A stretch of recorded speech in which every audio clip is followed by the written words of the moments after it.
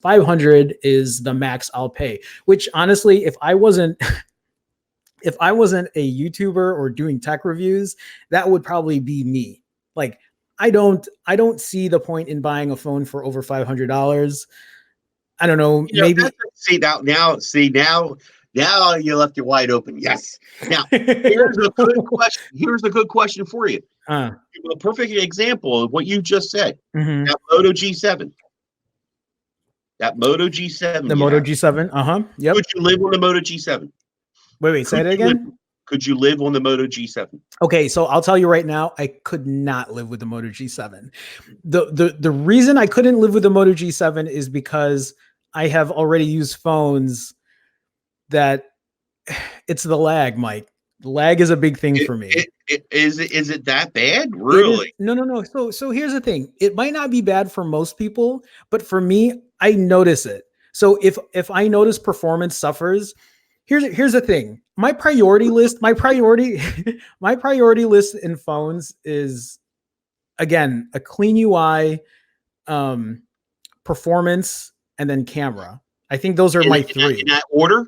I think in that order. Camera was never up there until I started really getting into photography. I know that sounds great, but I'm an IT guy. Here's the thing. Before I got into YouTube, before any of that stuff, I wasn't a camera person. I didn't know how to edit video. I didn't even know how to take pictures properly, like, and so back then all I cared about was something that, again, that had a very clean version of Android, which was why I bought Nexus phones, and it was, as customizable. That Moto phone's pretty clean. Moto phone's very clean, and it has a lot of things that I like about it. I mean, the camera's pretty great for what it is, but Oof. I have trouble because I've been using it. I mean, I have it set up on Mint Mobile, so I've been able to go out and use it. But when I try to switch apps on it, I will see lag. Like I'll get lag, and I'm just like, let me just switch back to my Pixel 4.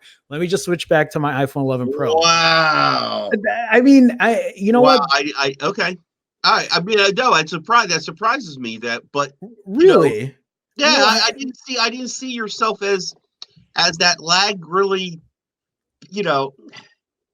the most same thing. It's just a split second more. Oh, this is not just a split second more. What the hell you got on here? You're playing PUBG at the same time? No, it's your basic things. Going through Chrome, switching over to Instagram, switching over to Twitter, or whatever. Like the basic things. I'm not saying you can't use it. There's a lot of people who I'm sure use a Moto G7 and who would flame me right now for it. But for somebody down below, everybody comment down below on this one. Thing. For somebody that's, once you use a phone that has very high end specs, not that specs make all the difference, right? Mm-hmm. The real answer here is your user experience, how well the phone works for you. But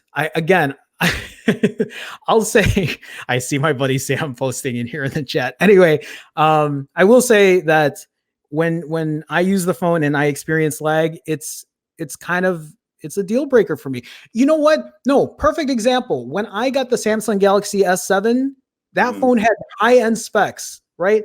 Top of the line specs. That phone lagged. People hated me for it when I said it lagged, but that phone lagged. And that has nothing to do with specs, right? Because that had the same specs. Look at Six's comment. Yes, for you. And you know what, Jerome? If you pay me $100,000, I won't put out your address right now for the rolling nights. No, you know what? Six has the thing about it is I've always loved Motorola. I've said that before. The Moto X Pure was one of my favorite phones. The very OG Moto X was one of the best phones I've ever had. We got to remember that the Moto G is a budget smartphone. It's a budget smartphone. It's not going to have the best processor, which is why I want to test out the Pixel 3a, because I really want to see how well performance is on the Pixel 3a. People can tell me all day that performance is fine on it. until I get my hands on it. Then I'll tell you for sure. We'll be talking. We'll be talking. Because I mean, I have it, and I'm tempted. Okay, wait. Well, let me ask you then. On your Pixel 3a, because your wife has a Note 10, right? Right. Oh, no, you have a OnePlus 7T. Yeah, I do. Okay. So you've used your OnePlus 7T extensively. You've used it. You've been using your Pixel 3a extensively. I purposely went back to the Pixel 3a and to credit to Will said he'll give me till Monday that I haven't switched the SIM back yet. Okay. And to be honest, you're going to ask me about my experience so far? Yeah, no. I want you to tell me how you compare your Pixel 3a to your OnePlus 7T in terms. I'm not talking about camera. I'm not talking about battery. In terms of performance, how do you notice anything in your own? Yeah. Okay. Yeah, but you know, yeah. If you really want to, if you want me to put me down.